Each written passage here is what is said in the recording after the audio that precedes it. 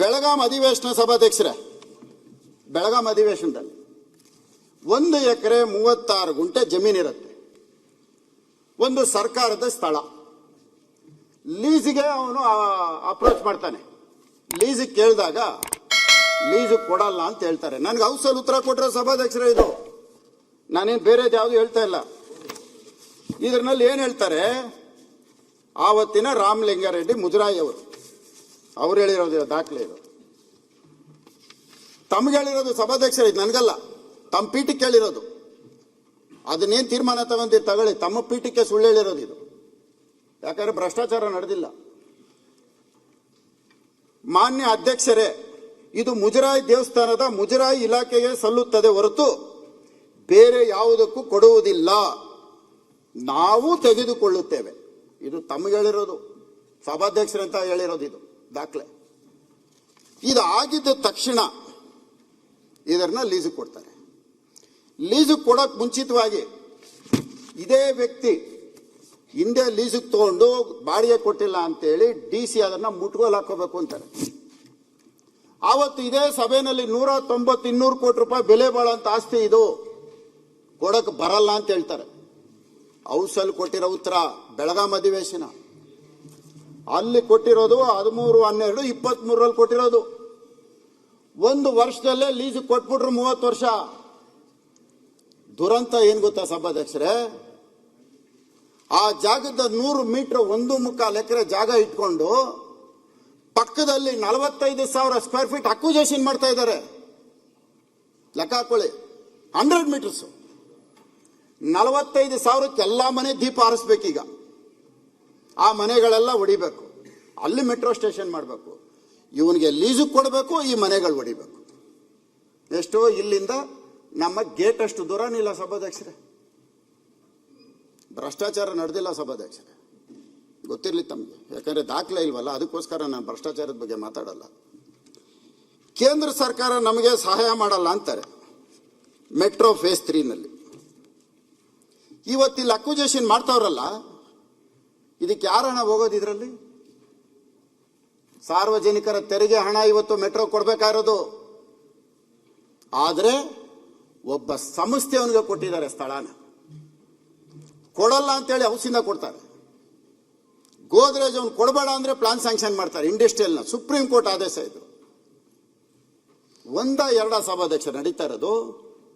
ಇದೆಲ್ಲ ಬಿಡಿ ಸಭಾಧ್ಯಕ್ಷರೇ, ಮುಖ್ಯಮಂತ್ರಿಗಳ ಎದುರುಗಡೆ ಹೇಳಿದ್ದೀನಿ, ಅವ್ರು ತೀರ್ಮಾನ ತಗೊಳ್ತಾರೆ. ಪಾಪ ಇಲ್ಲಿ ಎಲ್ಲರೂ ನಾವೆಲ್ಲ 224 ಜನ ಇದ್ದೀವಿ.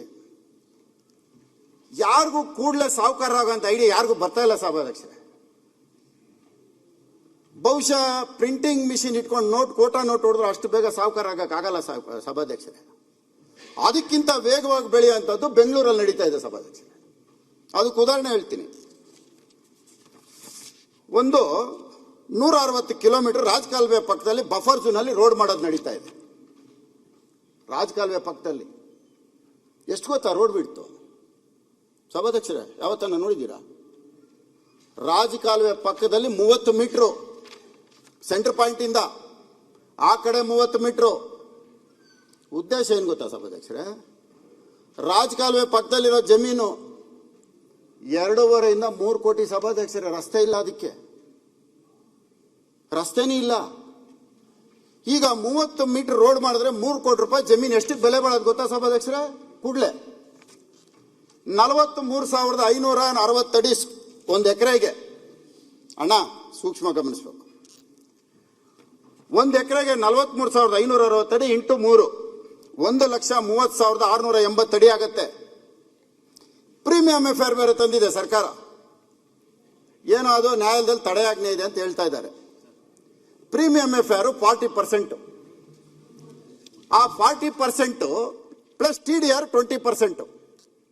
40%ಗೆ ಎಷ್ಟಾಗತ್ತೆ ಅಂದ್ರೆ 1,82,952 ಸ್ಕ್ವೇರ್ ಫೀಟ್ ಆಗತ್ತೆ. 40% ಆಡ್ ಮಾಡಿದ್ರೆ, ಆ 40%ಗೆ TDR 20% ಆಡ್ ಮಾಡಿದ್ರೆ 2,19,542 ಸ್ಕ್ವೇರ್ ಫೀಟ್ ಆಗತ್ತೆ. 1 ಎಕರೆ ಲ್ಯಾಂಡ್ ರಾಜಕಾಲುವೆ ಪಕ್ಕದಲ್ಲಿರೋದಕ್ಕೆ ಪ್ಲಾನ್ ಸ್ಯಾಂಕ್ಷನ್ ಆಗತ್ತೆ. 30 ಮೀಟರ್ ರೋಡ್ ತೋರಿಸಿದ್ರೆ ಈಗ ಪ್ಲಾನ್ ಸ್ಯಾಂಕ್ಷನ್ ಆಗೋಯ್ತು. ಅಲ್ಲಿ ಬರ್ತಾರೆ ಬಿಲ್ಡರ್ಗಳು. ಬಿಲ್ಡರ್ ಅಲ್ಲೇ ಕ್ಯೂ ಅಲ್ಲಿ ನಿಂತಿದ್ದಾರೆ ರಾಜಕಾಲುವೆ ಪಕ್ಕದಲ್ಲಿ ಜಮೀನು ತಗೊಳಕ್ಕೆ. ಇದಕ್ಕೆ ಇವಾಗ ವ್ಯಾಲ್ಯೂ ಫಿಕ್ಸ್ ಮಾಡೋಣ ಸಭಾಧ್ಯಕ್ಷರೇ.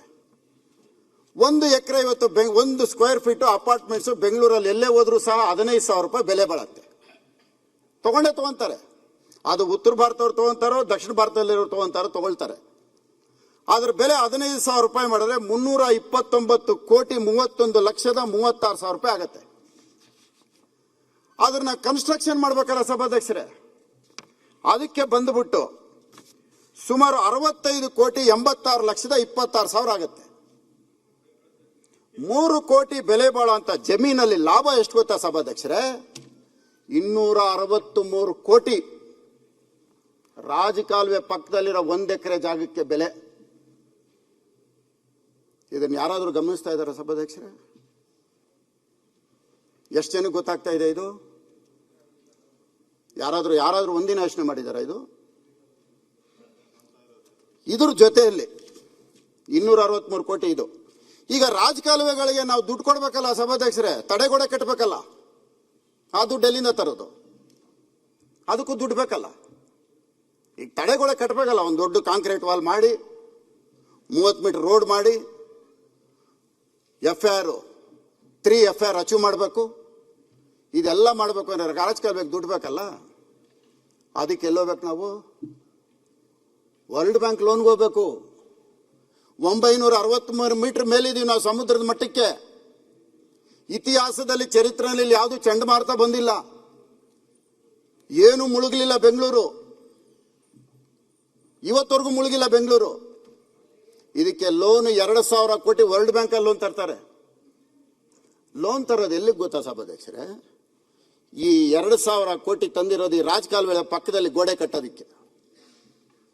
ಎಲ್ಲೆಲ್ಲಿ ಖಾಲಿ ಜಮೀನಿದೆ, ಎಲ್ಲೆಲ್ಲಿ ಅಪಾರ್ಟ್ಮೆಂಟ್ಸ್ಗಳು ಬರಬೇಕು, ಎಲ್ಲೆಲ್ಲಿ 1 ಎಕರೆನಲ್ಲಿ 250 ಕೋಟಿ ಲಾಭ ಮಾಡಬೇಕು, ಅಲ್ಲಿ ರಾಜಕಾಲುವೆ 2,000 ಕೋಟಿ ವರ್ಲ್ಡ್ ಬ್ಯಾಂಕ್ ಅಲ್ಲಿ ಸುಳ್ಳು ಹೇಳಿ ಲೋನ್ ತಂದಿರೋದು. ಸುಳ್ಳು ಹೇಳಿ ಲೋನ್ ತಂದಿದ್ದಾರೆ, ನಾನು ಪ್ರೂವ್ ಮಾಡ್ತೀನಿ. ನನ್ನ ಮೇಲೆ ಆಕ್ಷನ್ ತಗೊಂಡ್ಲಿ ಸುಳ್ಳಿದ್ರೆ ನಾನು ಪ್ರೂವ್ ಮಾಡ್ತೀನಿ ಸುಳ್ಳು ಹೇಳಿ ಲೋನ್ ತಂದಿರೋದು. ಯಾವ ಪ್ರಕೃತಿ ವಿಕೋಪ ಬಂದಿದೆ ಬೆಂಗಳೂರಲ್ಲಿ ವರ್ಲ್ಡ್ ಬ್ಯಾಂಕ್ ಅಲ್ಲಿ ಲೋನ್ ತರೋದಕ್ಕೆ? ಆ MOI ಒಂದ್ಸರಿ ಚೆಕ್ ಮಾಡಿ. MOI ನಲ್ಲಿ ಏನಿದೆ?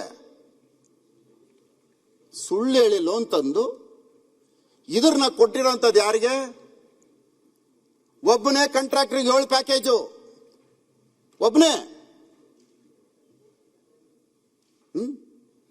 ಯಾವ ಕಾಂಟ್ರಾಕ್ಟರ್ ಕೊಡಬೇಕೋ ಅವನ್ನ ಡಿಸ್ಕ್ವಾಲಿಫೈ ಮಾಡಬೇಕೋ ಅವನ್ನ ಕರೆದುಬಿಟ್ಟು ನೀನೇ ವಾಪಸ್ ತಗೋ, ಇಲ್ಲ ಅಂದ್ರೆ ನೆಕ್ಸ್ಟ್ ನೀನು ಬ್ಲಾಕ್ ಲಿಸ್ಟ್ ಮಾಡ್ತೀನಿ. ನಾನು ಮಾತಾಡ್ತಾ ಇರೋ ಅಥೆಂಟಿಕ್ ಡಾಕ್ಯುಮೆಂಟ್ ಮಾತಾಡ್ತಾ ಇರೋದು.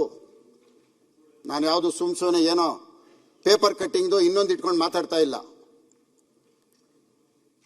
ಅವನು ಹೇಳಿದಂಗೆ ಕೇಳಲಿಲ್ಲ ಅಂತೇಳಿ ಅದನ್ನ ರೀಟೆಂಡರ್ ಮಾಡೋದು.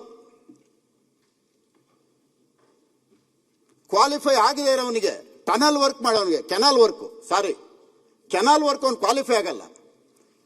KPPT ಆಕ್ಟ್, KTTP ಇಲ್ಲ, KPP ನಲ್ಲಿ ಸೇಮ್ ನೇಚರ್ ಆಫ್ ವರ್ಕ್ ಮಾಡಿರೋಂಥವನು ಎಲಿಜಿಬಲ್ ಆಗ್ತಾನೆ ಅಂತಂದ್ರೆ ಅವನಿಗೋಸ್ಕರ ಮತ್ತೆ ಕಂಡೀಷನ್ ಚೇಂಜ್ ಮಾಡೋದು.